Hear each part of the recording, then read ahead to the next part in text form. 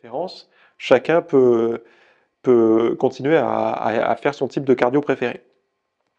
Donc sur 12 semaines, 43 participantes ont été affectées à du cardio HIIT ou à du cardio de moyenne intensité ou à un groupe témoin.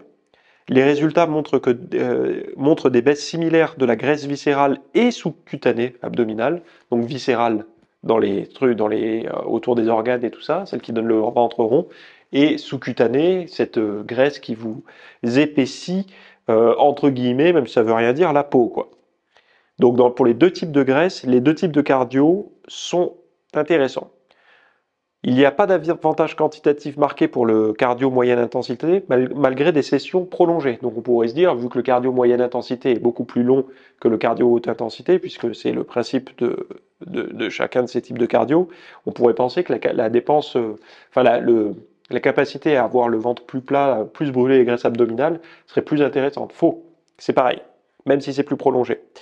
Ces découvertes suggèrent que le haute intensité, le cardio HIIT, pourrait être une stratégie prédominante pour la gestion de l'obésité, offrant une efficacité temporelle sans compromettre les bénéfices. C'est-à-dire, ça veut dire quoi? Ça veut dire que le cardio à haute intensité permettrait d'avoir les mêmes résultats dans un plus court laps de temps. C'est-à-dire 20 minutes d'entraînement et vous avez la même chose en termes de perte de graisse abdominale que, que du cardio durant 1 heure. Ce qui est intéressant pour beaucoup de personnes. Alors, il y en a qui sont en train de se dire, mais on perd jamais de graisse au même endroit.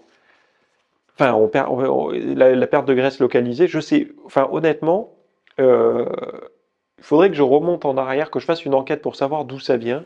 Merci d'avoir suivi ce rapide extrait. Donc, dans la version longue, vous allez avoir justement ce programme d'entraînement que vous pouvez faire partout, même sur votre lieu de travail, entre midi et 2, etc., qui vous permettra de brûler 20 calories par minute.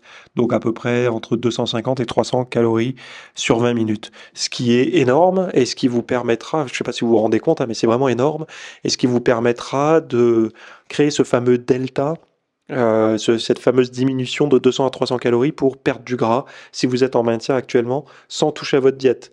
Donc c'est ça qui est intéressant, quoi. Voilà, donc si ça vous intéresse, allez voir le lien du programme qui se trouve dans les notes, dans la description de cette vidéo ou juste sous cet extrait. À tout de suite.